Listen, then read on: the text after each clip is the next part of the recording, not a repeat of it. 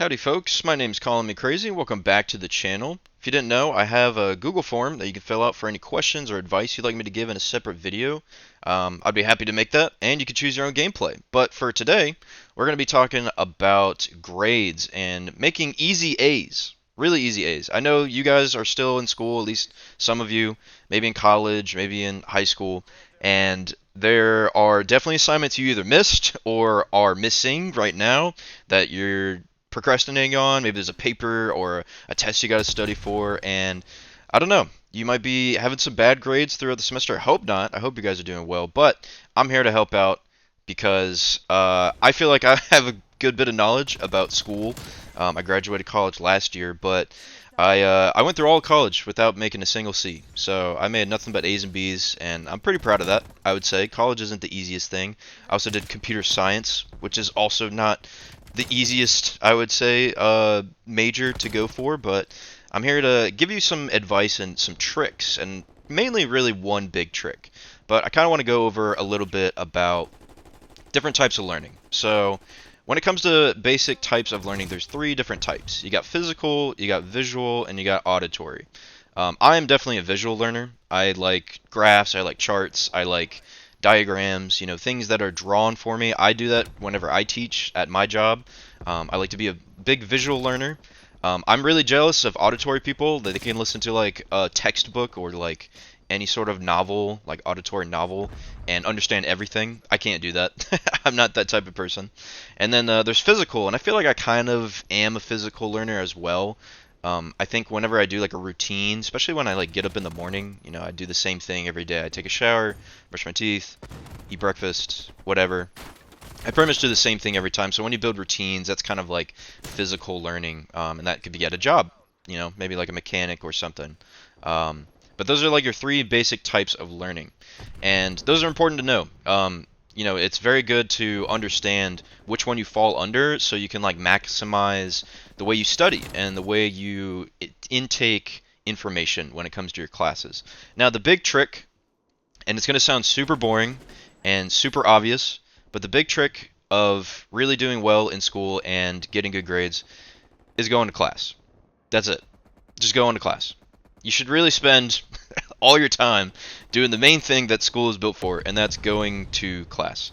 I see people all the time in like libraries at my school just studying for hours on end, maybe going to get coffee breaks like every 2 minutes, and kind of wasting their time. I feel like studying really is only to solidify what you know and practice what you know that you learned from class. But if you don't go to class, you're not going to know that stuff, so you're kind of learning by yourself. And that's really not the point. Now, it's a lot different if you're like in online classes, and I kind of have a tip for that. But it really matters to go to class, to show up at least the majority of the time, if not every time to go to class. There are some days I think that are exceptional, especially for us here where I'm at. We have hurricanes, so sometimes that gets interrupted.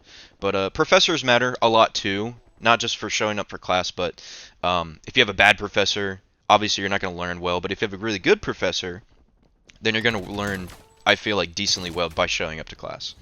Asking questions, honestly, is like the best thing for me, at least. I get curious about stuff when things come up in classes, so I always ask questions. And the best questions are the ones that the teacher can't really answer. That's how you know it's a good question, because they're like, I don't know how to answer that. Or they're trying to come up, like they take a minute to think about what you're asking, and they struggle to really answer it in a way that it's a good question.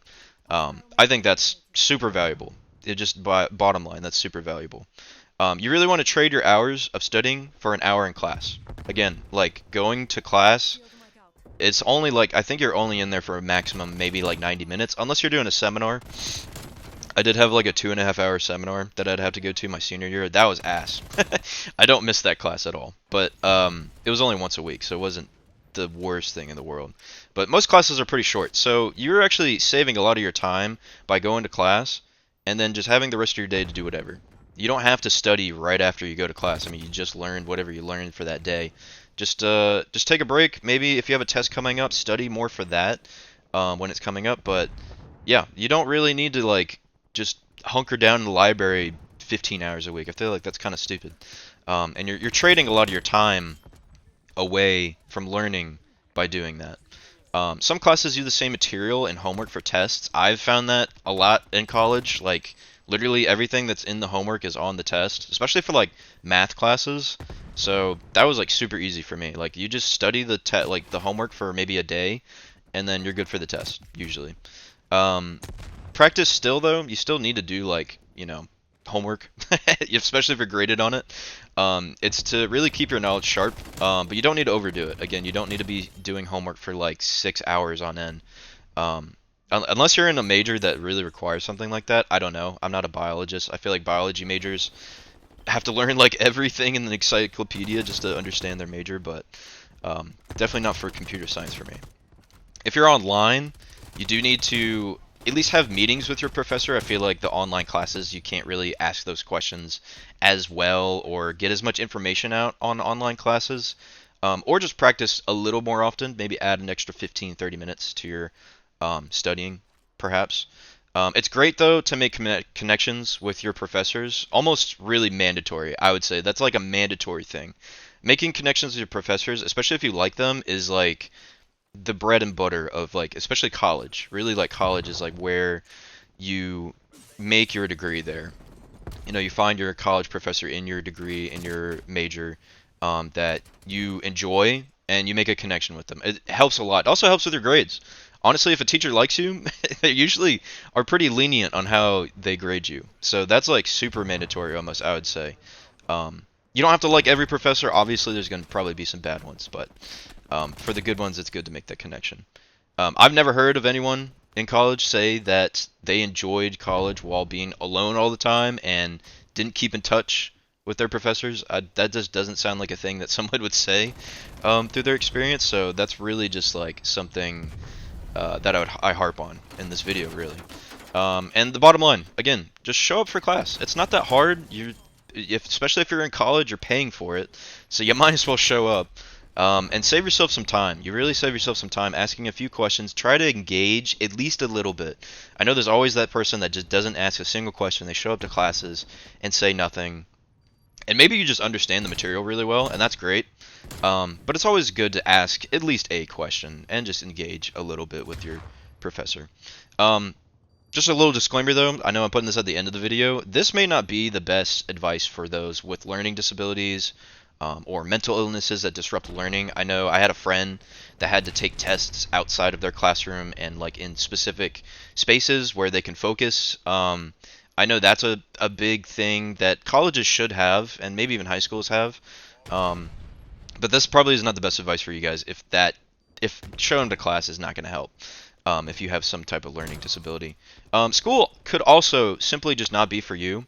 It's not for everybody. I've learned over the time that I've been in school, people drop out of college, people drop out of high school, people skip classes so badly that they don't think it's worth their time, and honestly, sometimes it might not be.